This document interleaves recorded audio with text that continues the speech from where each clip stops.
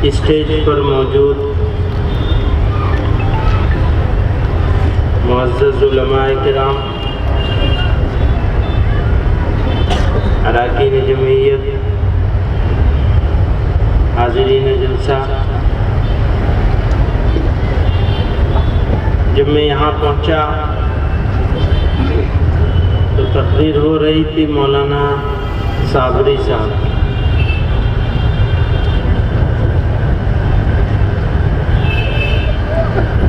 मुझे उनकी तकरीर से इस्तिफ़ादा करने का मौका मिला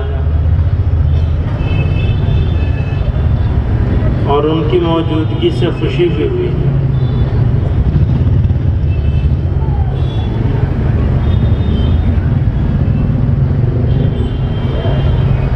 अल्लाह ताला उनको इस बात पर इस्तक़ामत अता फरमाए, उनको भी और हमें भी, कि मिली इत्तेहाद के लिए कोशिशें करते रहें और हर कुर्बानी देने को तैयार रहें। क्योंकि कुछ लोग ऐसे हैं जिनको सब चीज़ मंजूर है लेकिन इत्तेहाद मंजूर नहीं। इत्तेहाद का मतलब ये नहीं होता कि हमारी सारी बातों को वो सही मान लें और उनकी सारी बातों को हम सही मान लें। मैं जो समझता हूँ इत्तेहाद का मतलब ये होता है कि जितनी बातों को हम लोग सही माने और ज़रूरी समझें उतनी बातों पर मुत्तफ़िक़ हो जाएं और साथ मिलकर काम करें। बाकी चीज़ें अपनी अपनी जगह हैं, ना हम उनको बदलने की कोशिश करें ना वो हमें बदलने की कोशिश करें। चाहे मसलक से बाहर के लोग हों और चाहे मसलक के अंदर के लोग। एक मसलक के लोगों में भी मुख्तलिफ मामलात में मुख्तलिफ आरा होती हैं। अभी मौलाना हुज़ैफ़ा साहब दामत बरकातुहुम, हज़रत मुफ्ती सलमान साहब की शख्सियत का तारुफ कराने की कोशिश फरमा रहे थे। अल्लाह कहते पुराना किस्सा सुनाया तो मैंने कहा इन्होंने 100 में 100 लिए और हम 100 में से 50 भी मुश्किल से मिला करते थे।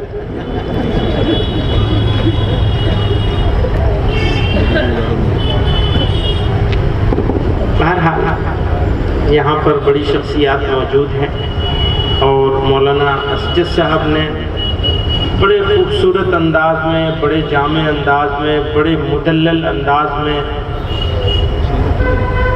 हम लोगों को मायूसी से बाहर निकलने की तलकीन की।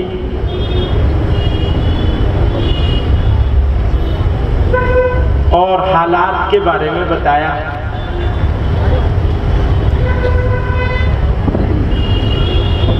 तरीक़ा बताया और हालात वजह बताओ। मुसलमान होगा इंसान और उसके ऊपर हालात नहीं आएंगे, ये हो सकता है? कभी नहीं हो सकता। अगर तुम अल्लाह ताला के बंदे हो और ईमान भी रखते हो तो तुम्हें इम्तिहान से तो गुजरना ही पड़ेगा।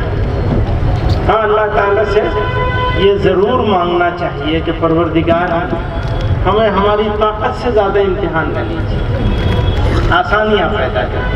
हम कमज़ोर हैं।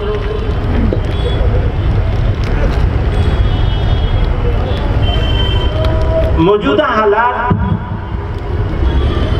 हालात जो हैं वो थोड़ा दुश्वारी के महसूस हो रहे हैं लोगों को।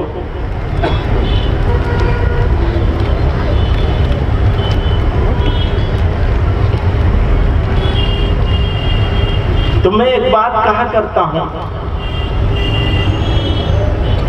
सारी दुनिया में मुसलमान को आप जहां देखेंगे वो एक अजीब तरह की उलझन में मुब्तला है। नाम नहीं लूंगा मुल्कों का, यहाँ तो बोल भी रहे हैं, वहाँ बोल भी नहीं सकते।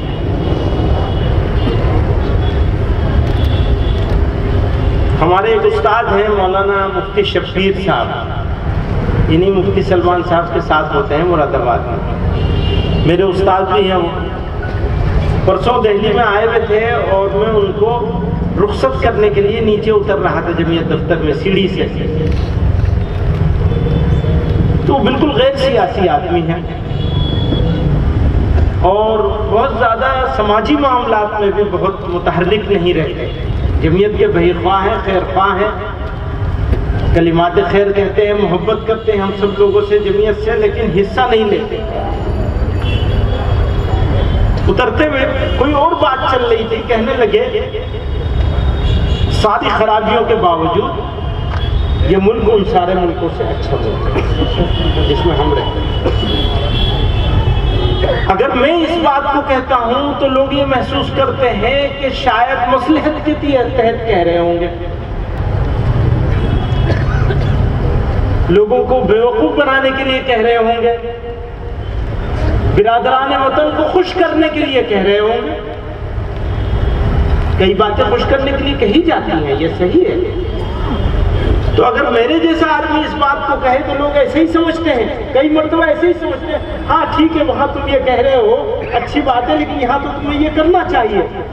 नहीं, याद रखिए, मैं एक बात कहा करता हूँ, इस एतमाद के साथ कहता हूँ कि वही अकेले में और वही सबके सामने, इस पूरे बर्रे सगीर में, पूरी दुनिया की बात नहीं करता, इस पूरे बर्रे सगीर में, इंडियन सब कॉन्टिनेंट में जितने मुल्क हैं और उस मुल्क में रहने वाले मुसलमान हैं, इंडिया का मुसलमान हर हाल में उनसे बेहतर है, चाहे दीनी हाल हो चाहे दुनियावी हाल। अल्लाह ताला का कितना करम है, कितनी मेहरबानी है। हमारे बुजुर्गों ने भूल नहीं करी थी, भारत को इख्तियार किया था, बल्कि सोच समझ करके फैसला किया था। और मुझे तो किसी को कोई यकीन हो या ना हो, मुझे तो पूरा एतमाद है इस बात का पर, यहाँ के हालात देखकर, यहाँ के मामलात देखकर, इन मुल्कों को और दूसरे मुल्कों के मुसलमानों के हालात को कंपेयर करके, तब मुआवजा करके मौलाना, मैं पूरे एतमाद के साथ कह रहा हूँ कि हमारे बुजुर्गों ने जो फैसला किया था बिल्कुल सही फैसला किया। और मैं पाकिस्तान की बात करूं, नाम नहीं लेना चाहता लेकिन ले लिया, मैं पाकिस्तान की बात करूं तो कोई समझदार इंडियन पाकिस्तान का मुखालिफ नहीं होगा। लेकिन इस बात को याद रखना चाहिए, जो हरकतें उनकी हैं उनके मुल्क के जिम्मेदारों की हैं। आज की बात नहीं कर रहा,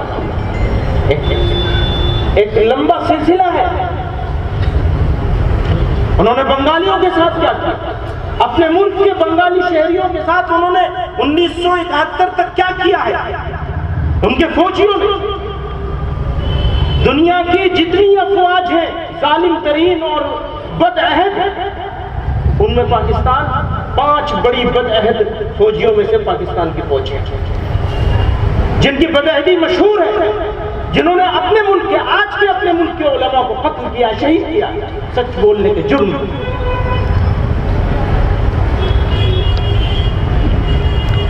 ये बात हो सकता है किसी को नापसंद हो, लेकिन सच तो बोलना जरूरी है। वहां के फौजी किस तरह से काम करते हैं, किस तरह से हमारे तो उलमा, अगर हम देखेंगे तो पूरा एक सिलसिला तो ज़हब है वहां के उलमा का, जो फौजियों के हाथ से और फौजियों की साजिश से कत्ल किए गए, शहीद किए गए। नाम उनके भी नाम लेने में वो, इसलिए कि मेरा सब्जेक्ट नहीं है पाकिस्तान की फौज, और इख्तिदार तो उन्हीं के हाथ में, इख्तिदार उन्हीं के हाथ में। बाकी तो सब कठपुतली होते हैं वहां, हमारे यहाँ के बिल्कुल बराबर। यहाँ 5 साल से आप प्रॉब्लम झेल रहे हैं, वो लोग 70 साल से प्रॉब्लम झेल रहे हैं। हाँ सही कह रहा हूं। यहाँ तो 4.5 पौने 5 साल हुए हैं, अगर रहेंगे भी तो 2-5 साल और रह लेंगे बस, इससे ज्यादा क्या रहेंगे। अभी अगर लोगों ने नहीं पहचाना होगा तो अगली बार तो यकीनी तौर पे लोग पहचान लेंगे। वो तो बेचारे 70 साल से पाकिस्तान के लोग झेल रहे हैं। तो माफ करिएगा, पाकिस्तान हमारे लिए आइडियल नहीं हो सकता। मेरे लिए मेरा आइडियल मेरा मुल्क है। मेरे मुल्क ने मुझे बोलने की आजादी दी है, मेरे मुल्क ने मुझे वो वकार और इज्जत दी है। हाँ प्रॉब्लम है, बुराइयां हैं, और उनका हमको मुकाबला भी करना है डटकर, उनसे लड़ाई भी लड़ेंगे, कभी सरनगू नहीं होंगे इंशाअल्लाह, न होंगे न होने देंगे इंशाअल्लाह। कभी मुसलमान को लेट डाउन नहीं होने देंगे, कोई कुछ कर ले। मोहतरम हज़रात, मौजू है कौमी यकजहती का। इत्तेहाद की बात तो हो गई, यकजहती नजर नहीं आ रही, क्या है यकजहती की बात तो नहीं। जमीयतुल कॉन्फ्रेंस हो रही है कल माशाअल्लाह, कौन कह रहा था यकजहती की बात हो रही है, कोई साहब तकरीर में फरमा रहे थे। खैर यकजहती तो जमीयतुल उलमा की बुनियादी चीजों में से, याद रखिए अल्लाह ताला ने दुनिया में मुसलमानों को 2 हालतों में पैदा फरमाया है।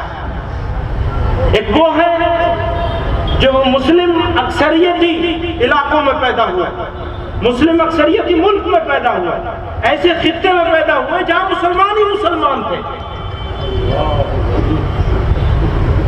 और दूसरे वो हैं जो ऐसे इलाके में पैदा हुए जहां गैर मुस्लिमों की अक्सरियत है। पैदा होने में हमारा क्या दखल है, हमारे फैसले से हम पैदा नहीं हुए हैं। यहाँ हम अपने मालिक अपने परवरदिगार के फैसले से हम इस सरजमीन पर पैदा हुए, हमें यहाँ पैदा किया। किसी को इराक में पैदा कर दिया, किसी को रियाद में पैदा कर दिया, किसी को लाहौर में पैदा कर दिया, और किसी को मुंबई और दिल्ली और देवबंद में पैदा कर दिया। मैं क्या करूंगा इसे, ये तो अल्लाह ताला के फैसले से हम पैदा हुए यहाँ। और उस सोसाइटी में आए जो मुस्लिम अक्सरियती सोसाइटी नहीं है, वो गैर मुस्लिम अक्सरियती समाज है। मुझे बताइए, जो मुस्लिम अक्सरियती समाज में पैदा हुआ, ऐसे मुल्क और ऐसे जमीन पे पैदा हुआ जहां मुसलमान ही मुसलमान है, वो ज्यादा है या हम ज्यादा है? समझ में तो यही आता है कि वही ज्यादा है, वही अच्छे हैं, उनको तो कोई चैलेंज नहीं है, उनको तो कोई डर नहीं है, न किसी आरएसएस का डर है, न किसी का डर है, न किसी का डर है। अच्छा यहाँ आपको डर है? डरा सकता है कोई हमें? लेकिन फिर भी सवाल है, कौन अच्छे? सुनिए, हम अच्छे हैं। उनको वो मौका नहीं है जो मौका अल्लाह ताला ने हमें अता फरमाया। हमारे सामने पूरी एक कौम मौजूद है जिसको हम अपने उम्दा किरदार, बेहतरीन कैरेक्टर, ईमानदारी, सच्चाई और शराफत के जरिए से अल्लाह ताला की वहदानियत का नूर उन तक पहुंचा सकते हैं। हम दाई कौम बन करके जिंदा हो सकते हैं। तो अपॉर्चुनिटी तो हमारे पास है, मौका तो हमारे पास है। जिसके पास मौका है, अपॉर्चुनिटी है, वो उसका फायदा ना उठाए तो फिर तो वही है। अल्लाह ताला ने तो हमें ये मौका अता फरमाया, उनको नहीं दिया, हमें दिया। उनको और बहुत सारे मौके दिए, लेकिन हमें जो मौका अता फरमाया वो उन सारे मौकों से ज्यादा अफसर है।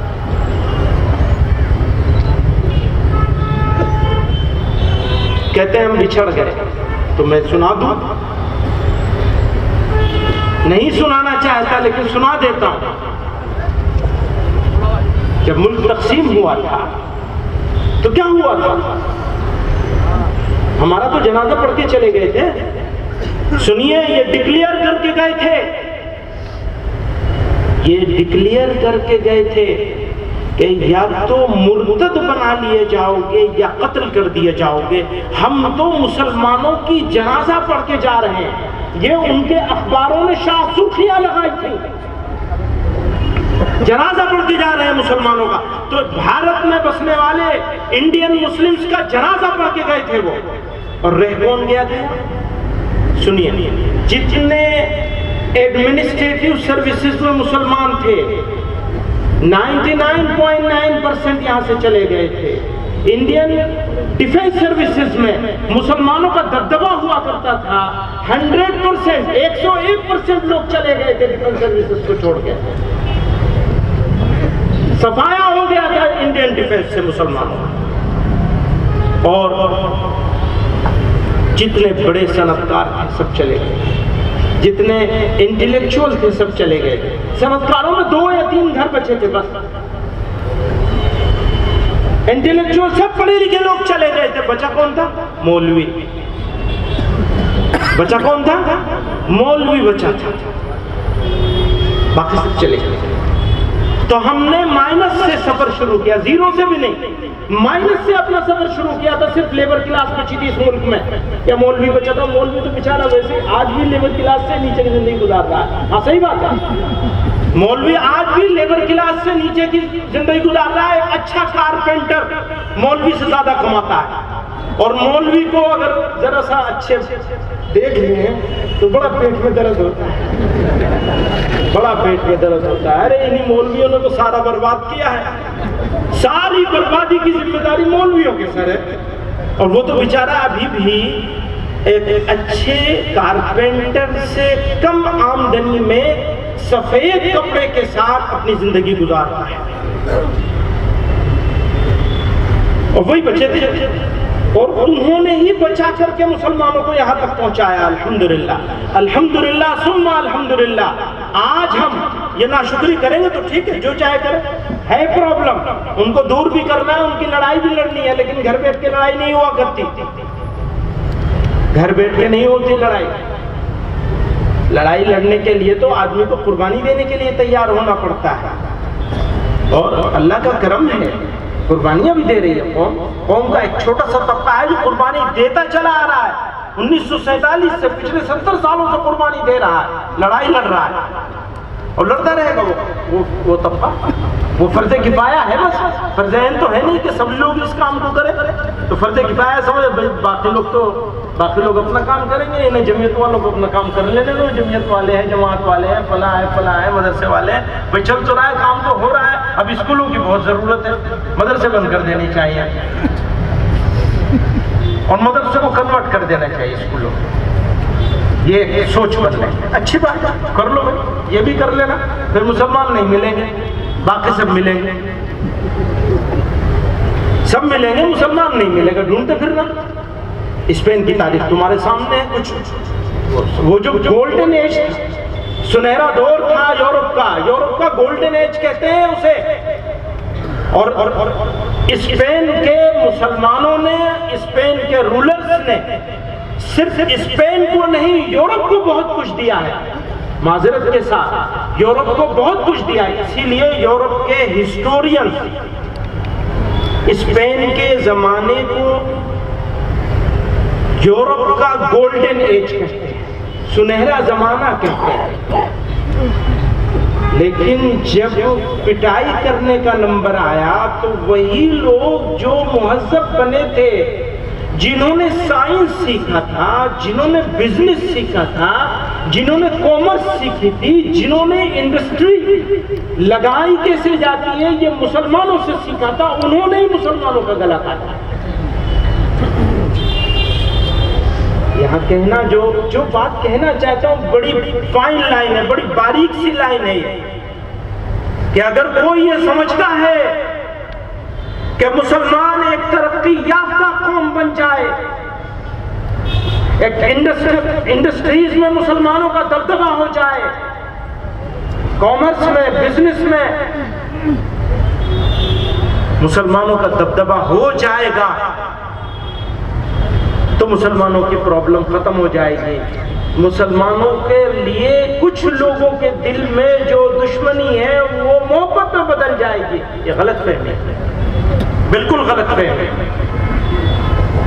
अगर लोगों के दिलों में आपकी मोहब्बत पैदा होगी तो अल्लाह ताला की आपके तरफ से होने वाली इताअत के नतीजे में,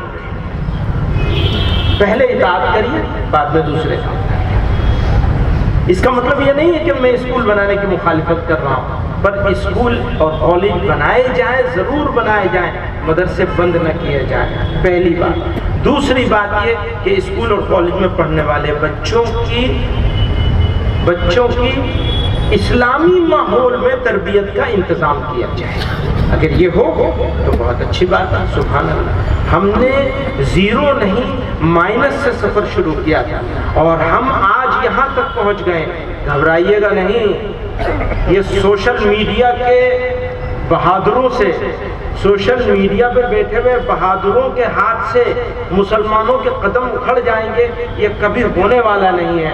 आप यहाँ नहीं कहीं भी बहादुर बन जाइए। मुसलमान अपनी जान दे सकता है, अपनी इज्जत का सौदा नहीं कर सकता। इंशाअल्लाह इंशाअल्लाह इंशाअल्लाह। एक आखिरी बात, कौमों की जिंदगी में अगर उरूज और जवाल की दास्तानें आप उठा करके देखेंगे तो इत्तेहाद बहुत अहमियत रखता है, जिसकी तरफ मैंने मौलाना ने काफ़ी लंबी तकरीर की उस हवाले से, और मैंने भी शुरू में कुछ बात अर्ज की थी। तो इत्तेहाद का मतलब एक तो यही है कि हमारे और मौलाना के बीच में, साबरी साहब के बीच में इत्तेहाद हो जाए, फिर और सारे लोगों के बीच में इत्तेहाद होने लगे, वो है। लेकिन उसके साथ साथ हमारी ज़ाती ज़िंदगी में हमारे रिश्तेदार हैं, हमारे दोस्त अहबाब हैं, हमारे भाई हैं, हमारे बहन हैं, हमारे करीबी रिश्तेदार हैं, उनके और हमारे बीच में जो रिश्ते हैं उन रिश्तों को बेहतर करने की ज़रूरत है। अगर उन रिश्तों की तरफ हमने तवज्जो नहीं करी तो दुनिया में किसी से भी हम कितने अच्छे बन जाएं, हम कभी अच्छे नहीं बन सकते। अच्छा बनने के लिए बीवी के साथ अच्छा होना जरूरी है, बच्चों के साथ अच्छा होना जरूरी है, अपने सगे भाइयों के साथ अच्छा होना जरूरी है, उनके खराब होने के बावजूद अपनी बहनों के साथ अच्छा होना जरूरी है, बहनों के हुकूक देने जरूरी है। उमूमन हम लोग बहनों के हुकूक नहीं देते, विरासत में हक मार लेते हैं। वही गैर मुस्लिम बिरादरान वतन का तरीका कि हमारे जनाब ये तो शादी करने में बाप ने इतना रुपया बजे ने खर्च किया था, अब ये मकान में से हिस्सा देने की क्या जरूरत है? हमारे पास तो कुछ बचेगा नहीं, हम मकान में से बहन को हिस्सा दे देंगे। अच्छे लोग भी, समझदार लोग भी, दीनदार लोग भी एहसास ही नहीं करते कि नहीं ये चीज पकड़ की बात बताइए। जानवर को ज़बह करने के लिए लाते हैं और जानवरों की तरह जानवर के साथ मामला करते हैं, यानी इंसान हो गए, इंसान जानवरों के साथ गलत मामला कर रहा है। क्या खुदा उस बेआवाज की, बेजुबान की आवाज को जाया होने देगा? कभी नहीं होगा। अगर आपको और हमें अल्लाह ताला की नुसरत चाहनी है तो इंसानों के साथ साथ जानवरों के साथ भी हुस्न सलूक करना है।